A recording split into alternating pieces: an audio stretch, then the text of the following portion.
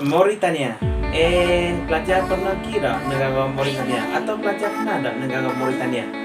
Di mana negara Mauritania? Duduk dalam negara apa? Dia panggil apa? Atau duduk dalam negara apa? Pelajar. Maka kita pakailah cari jawapan dalam klip ini.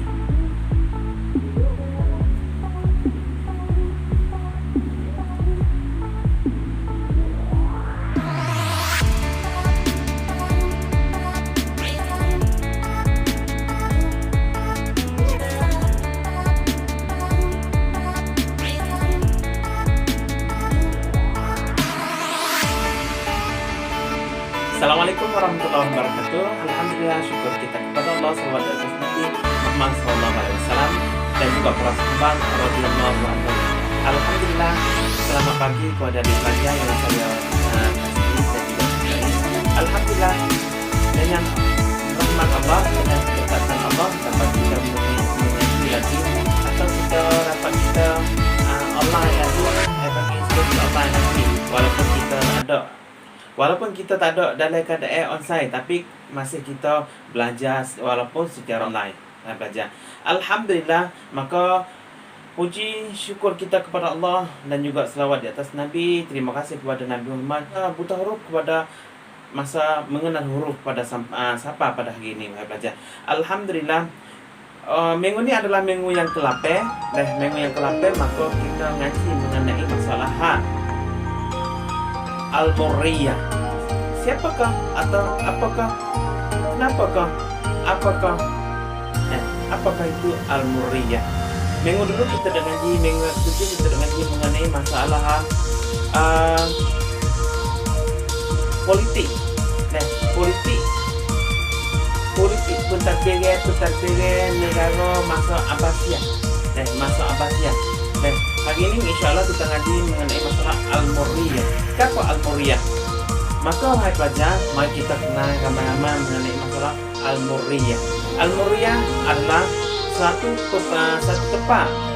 tempat yang bernamanya Al-Murriyah, yang jadi tempat peperangan atau jadi senam roh di antara Raja Mikhail dan anak Byzantine, dan juga dengan Khalifah Ma'mun dan Mu'tasim. Baik pelajar, Al-Murriyah suatu tempat.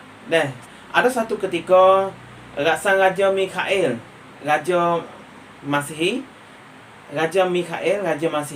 yang menaklukkan di kuasa Al-Murriyah, maka ambil beberapa celisa. Pada satu ketika Mikhail, sang raja orang Nasrani, naik cakrawat Byzantine, mahal pelajar. Maka satu ketika tu Mikhail sang raja pergi kalingan Ma'mun, Khalifah Ma'mun, maka ambillah beberapa orang celisa wak pergi kepada di negara sendiri, nak pergi negara tempat tu. Maka satu ketika dalam peperangan itu, Mikhail tu bawa ambil daripada golongan wanita, golongan orang tua dan juga golongan budak-budak, kanak-kanak orang pelajar.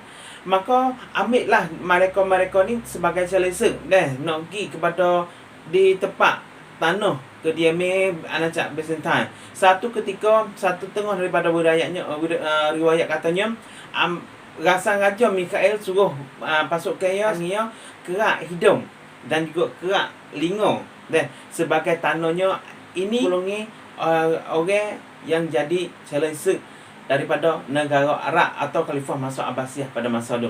Maka ketika pihak wanita, kanak-kanak dan juga orang tua kena kerak lingo, kena kerak hidung, dicopai pergi mari, kerak lingo secopai, kerak hidung secopai. Maka satu ketika ambil demon ini pergi kepada tanah air Raja Mikhail ni anak Byzantine. Maka pergi sampai ketika sana, pergi jual beli. Kenapa? Kerana naik sanakan peperangan apabila negara mana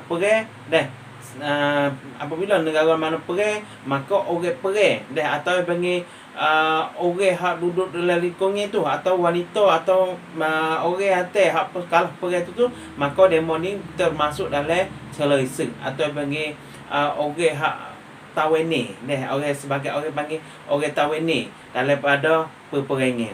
Maka ambil demo ni wak pergi kepada negara ya deh, kerak hidung kerak lingo, maka heret pergi kepada negara ya pelajar. Alhamdulillah, tatkala ketika pada masa tu Makmum tahu, Khalifah Makmum tahu bahawasanya Mikhail sang raja Anak Byzantine wak tawene deh, pihak tawene orang Arab ni wak pergi kepada sampai sana, maka jadilah panggil perjual beli dan juga buat pernyanyi nyanyi kepada di antaranya orang tawene ni, baik orang wanita dan juga orang tua dan juga budak pergi duk jual beli sepertinya lobok atau sepertinya barang duk jual enak. Jikalau ada orang yang cocok atau orang kenal kepada tawene ni, maka pakat ramun atau jual beli dengan sepertinya binatang atau seperti barang kat dulu nak belajar. Alhamdulillah, ketika selepas pada tu Khalifah Makmun sampai ajal, maka gantilah dengan Khalifah Mu'tasim. Maka satu ketika Khalifah Mu'tasim tu dengar khabar seperti ni maka panggil satu ketika dalam golongan tawene ni teriak kan suara Khalifah melahirkan Khalifah untuk nak tahu katanya di sini ada orang Arab dan juga sebagai tawene sebagai tawene halah perang pada masa tu, maka mari tolonglah kepada kami wahai Khalifah. Maka Mu'tasim ni pergi buat satu pasukan bawa satu rombongan pasukan untuk nak pergi serang ambil tawene kulit pergi mari negara sendiri. Maka ketika sampai di situ, maka Khalifah Mu'tasim perang dengan Mikhail, maka masa tu Mikhail halah perang, maka ambillah tawene hak tu pergi kelik kepada tanah air pelajar. Inilah panggil satu tempat, satu riwayat yang mengenai masalah Murriyah, Al-Murriyah.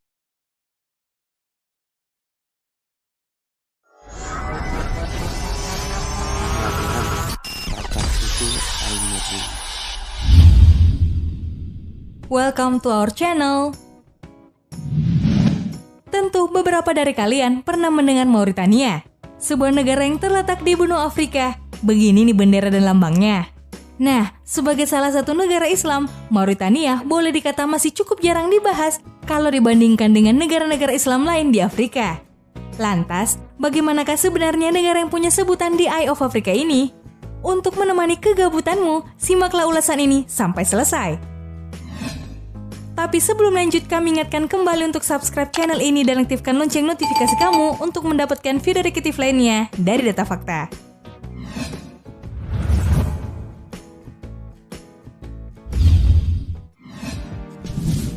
Sejarah. Diketahui, akar peradaban negara ini berasal dari nama kerajaan Berber kuno bernama Mauritania yang terletak di Maroko dan Aljazair saat ini. James Stroke dalam Encyclopedia of the Peoples and the Middle East tahun 2009 mengungkapkan, wilayah yang saat ini menjadi negara Mauritania dihuni oleh suku-suku Berber, Niger, Kongo, dan Bafour. Yang terakhir, suku Bafour adalah orang Sahara pertama yang meninggalkan gaya hidup nomaden dan mengadopsi gaya hidup agraris. Bangsa Berber mendiami Mauritania dimulai sejak abad ke-3 Masehi sampai bangsa Moor menaklukkan pada abad ke-8 Masehi, membawa agama dan budaya Islam bersama mereka. Singkat cerita, pada akhir abad ke-19, selama perebutan Eropa atas Afrika, Mauritania menjadi koloni Perancis di bawah pimpinan Xavier Kopolani. Mauritania merdeka dari Afrika Barat Perancis pada 1960 dan sejak itu, berulang kali mengalami kudeta dan pemerintahan militer yang otoriter. Nah, kudeta terbaru terjadi pada 2008, di mana Presiden Sidi Muhammad Ould Cheikh Abdallahi dipaksa turun dari singgasananya oleh jenderalnya sendiri, Muhammad Ould Abdel Aziz. Abdel Aziz ini kemudian memenangkan pemilu presiden pada tahun 2009 dan 2014. Belakangan, kemenangan Mohamed Ould Ghazouani dalam pemilu 2019 tampil sebagai transisi kekuasaan damai pertama sejak Mauritania merdeka.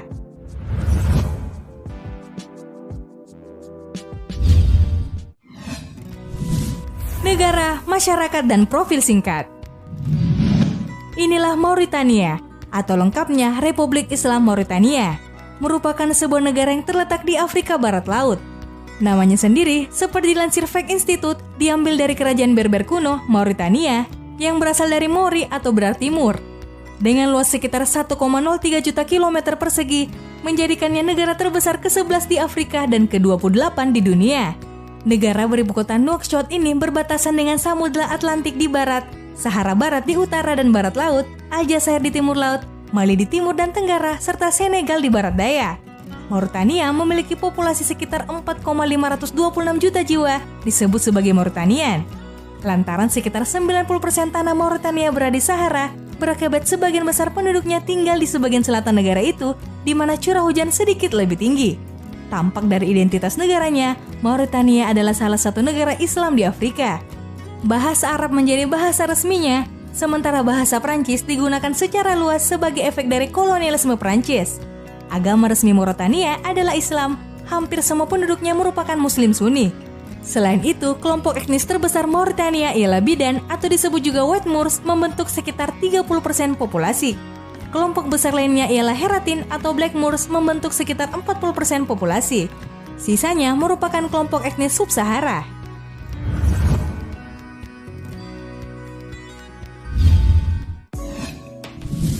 Kota kuno Chinguetti.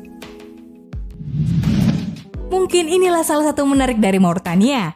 Pasalnya, tidak banyak yang tahu, kota kuno Chinguetti jadi salah satu rute terpenting yang dilalui pedagang Arab dan Afrika di Gurun Sahara. Kota kecil ini kabarnya mengundang banyak pelancong dikarenakan kemegahan bangunannya. Salah satu yang monumental ialah perpustakaan kunonya. Mengutip liputan6.com, kota batu ini menjadi rumah bagi koleksi mengagumkan berbagai manuskrip kuno dari dunia Islam. Nah, menurut sejarahnya, kota ini pernah menjadi metropolis dan pusat perdagangan penting di abad ke-11. Selain itu, jadi tempat singgah bagi para jamaah haji yang tengah mengadakan perjalanan ke Mekah. Tak hanya itu, sejak lama, Chinguetti menjadi tempat bagi mereka yang ingin belajar agama, hukum, astronomi, matematika, hingga ilmu kedokteran. Hanya saja, masih dari sumber yang sama, Chinguetti perlahan-lahan jadi kota hantu yang ditinggalkan warganya. Hanya tersisa beberapa ribu orang yang bertahan di sana, termasuk salah satunya keluarga yang bangga terus melestarikan dan melindungi berbagai manuskrip peninggalan perpustakaan.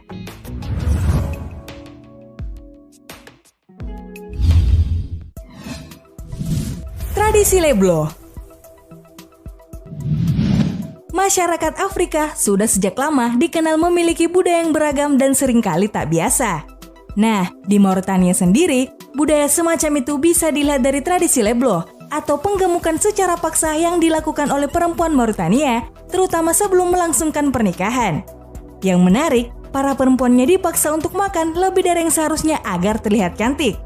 Jika mayoritas manusia di seluruh dunia menganggap perempuan cantik adalah yang berbadan kurus, pandangan tersebut tidak berlaku di negara ini. Menurut mereka, wanita bertubuh gemoy dan berisilah yang akan lebih banyak menyita perhatian. Untuk melakukan tradisi ini, biasanya orang puan mengajak anak mereka berkemah di tengah gurun. Kemudian mereka dipaksa untuk makan dalam porsi besar, disertai minum semangkuk besar susu unta atau susu kambing. Tidak sedikit dari gadis-gadis ini muntah seketika dan bahkan mendapati hukuman jika tidak menelan makanan dan minumannya.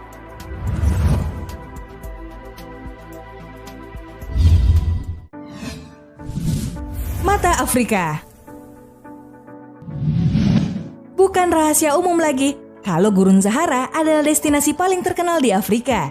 Namun tahukah kalian, terdapat satu fenomena yang misterius di sana. Di tengah gersangnya Sahara, tepatnya di Waden, Mauritania, terbentang keajaiban geologi seluas 30 mil yang disebut struktur Richard. Mengutip laman Forbes, tempat ini juga disebut sebagai The Eye of Africa atau Mata Afrika dan The Eye of Sahara atau Mata Sahara. Bagaimana tidak, jika dilihat dari angkasa, formasi alam yang unik ini tampak seperti sasaran tembak dengan warna biru cantik, terlihat seolah-olah terdiri dari berlapis-lapis lingkaran. Lingkaran struktur Richard ini memiliki diameter sekitar 50 km, yang mana bagian dalamnya terdiri dari lapisan batu vulkanik, gabbro, karbonatit, dan kimberlit. Menurut peneliti NASA yang menemukan gambar tersebut dalam operasi Gemini 4 tahun 1965, fenomena ini disebabkan oleh kubat terangkat yang terkikis hingga lapisan batuan selama 100 juta tahun. Meski begitu, hingga kini, mata Afrika ini masih jadi perdebatan sejumlah ahli.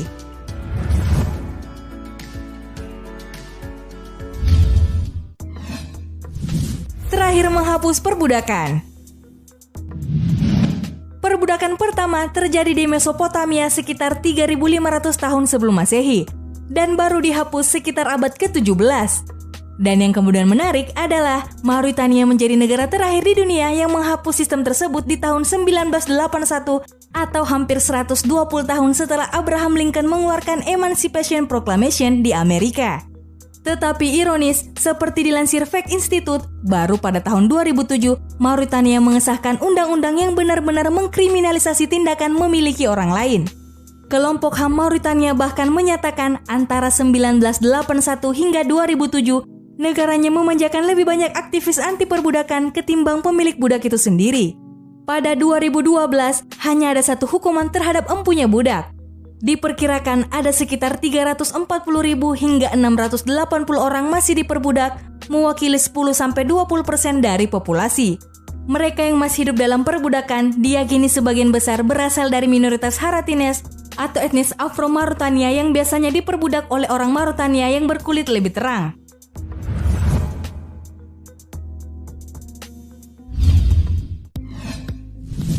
Kuburan kapal terbesar. Selain fakta-fakta sebelumnya, Mauritania nyatanya masih memiliki fakta-fakta lain yang tidak kalah unik dan menarik. Nah, khusus di bagian ini kita akan menyebut beberapa ya. Pertama, Mauritania termasuk bagian dari gurun pasir terluas di dunia, mencakup sekitar 8.600 km persegi. Kemudian, meski punya tradisi penggemukan, sebanyak 22,1% populasi Mauritania hidup dalam kemiskinan, di mana 9,8% anak kecil menderita malnutrisi akut. Selanjutnya, Mauritania punya salah satu kereta api terpanjang di dunia, yaitu Iron-Ore Train atau Train du Desert, dengan panjang 2,3 km saat melakukan perjalanan dari tambang biji besi Zurat ke Nouadhibou. Selain itu, kuburan kapal terbesar di dunia ada di Mauritania. Di dekat kota Nouadhibou, ratusan bangkai kapal telah digiling di perairan dangkal dan dibiarkan kesepian. Terakhir, Mauritania jadi salah satu produsen minyak terbaru di Afrika setelah ladang Cingeti ditemukan pada tahun 2001 dengan potensi cadangan sekitar 120 juta barel minyak. Semoga negara ini perlahan-lahan membaik dari waktu ke waktu ya. Amin. Itulah sejumlah fakta tentang Mauritania, salah satu negara muslim di Afrika. Bagaimana menurutmu? Latihan, apakah itu Al-Murriyah?